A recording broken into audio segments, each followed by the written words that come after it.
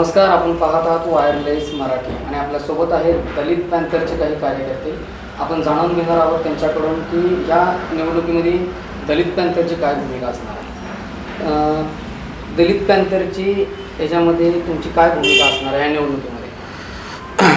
आज आपली ही महानगरपालिकेची पहिली इलेक्शन आहे.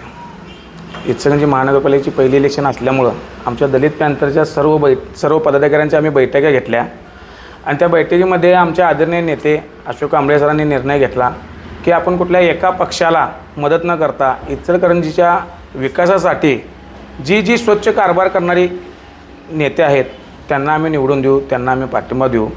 जे प्रामाणिकपणे जनतेचे काम करणार आहेत आणि ज्यांच्या हाताला धरून आपण काम करू शकतो आहे अशा सर्व इचलकरंजीतले जे उमेदवार आहेत त्यांना आम्ही पाठिंबा देणार आहे. इथं कुठल्याही एका पक्षाला आम्ही पाठिंबा देणार नाही. कुठल्याही विशिष्ट एका आमची संघटना फक्त आणि फक्त समाजातल्या गोरगरीब जनतेसाठी इलेक्शन न लढवता स्वच्छ कारभाराच्या माणसांना आम्ही पाठिंबा देणार आहे आणि इचलकरंजीचा विकास आम्ही घडवून आणण्याचा प्रयत्न करणार आहे. स्वच्छ कारभार म्हणजे नेमकं ही माणसं कोण? स्वच्छ कारभार म्हणजे आता आमचे कार्यकर्ते जे आम्हाला सुचवून देतील भागामध्ये की आमच्या भागामध्ये बाबा हा माणूस एकदम प्रामाणिक काम करतो, याच्यावर कसला कलंक नाही, तर अशी जी माणसं आहेत आमचे कार्यकर्ते जी सुचवतील त्या भागामध्ये आम्ही त्यावेळेला डिसिजन घेऊन त्यांना आम्ही पाठिंबा देऊ. तो कुठल्याही पक्षाचा असू दे, फक्त आम्हाला इचलकरंजीचा विकासाशी मतलब आहे.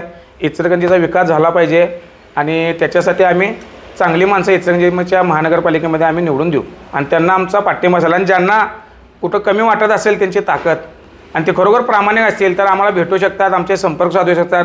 आदरणीय आमच्या सराच्या नेतृत्वाखाली त्यांचा प्रचार करू, लोकांना भेटू आणि त्यांना आम्ही निवडून आणून देऊ. इचलकरंजीहून प्रवीण पाहत राहा वायरलेस मराठी. धन्यवाद.